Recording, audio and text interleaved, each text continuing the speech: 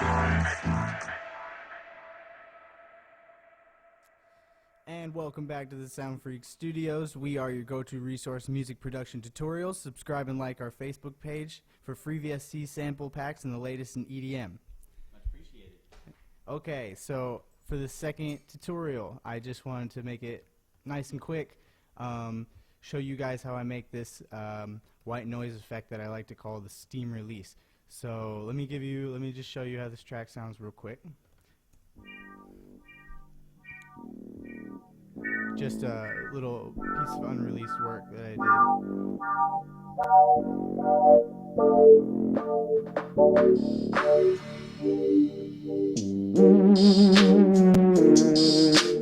Very unorganized.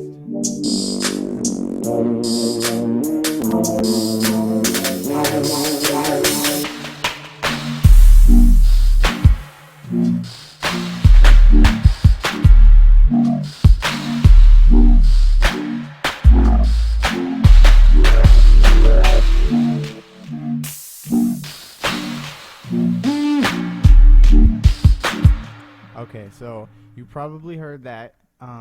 It's this little effect right here. I'm going to play it again real quick. I like to call that the steam release. So very easy sound to make. You just need any VST plugin synthesizer that is capable of producing a noise wave. And I'm just using the very simple 3X oscillator plugin that Fruity Loops has had forever.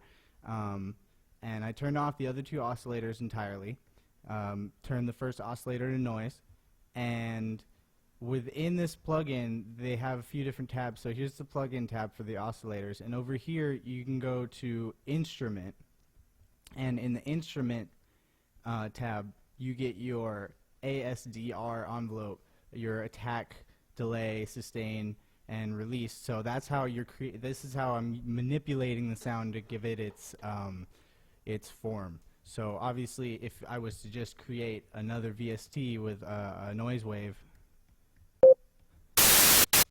you just get pure noise. This without the effects. Now the way I did that is you come in here and it's all done through the volume envelope, nothing else, no cutoff, zero delay, no attack at all, and then you just kind of mess with this envelope a little bit,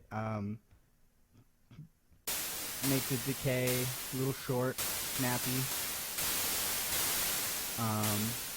keep the sustain up there so that when the release does come around, it's heard. If the sustain is too low, you don't hear anything. So you're going to use that attack or that volume envelope to give it its nice little attack and release.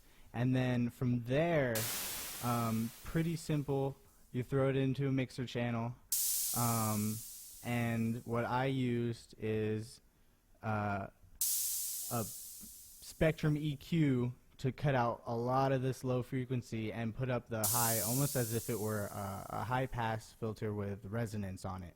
So gives it a nice little twang. And then stereo shaper. Not sure if you can hear that through the video, but it does come through in the mix. And then finally a little bit of reverb to give it a nice little extra tail in there. And then I did layer it, in this track, I layered it with the kick, as you can hear right here.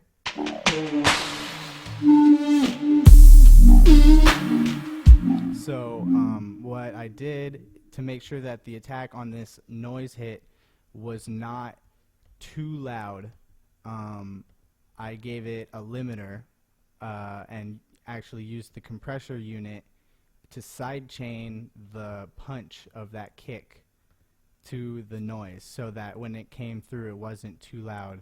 I'll show you what that looks like right here. This dip right there is the kick stopping the ash hit from being, or the noise hit from being too loud. So that wraps up this tutorial.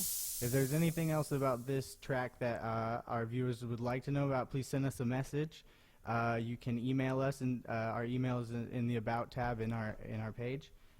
Subscribe, send us a message anywhere, SoundCloud, Facebook, and we'd love to hear from everybody. SOUNDfreq.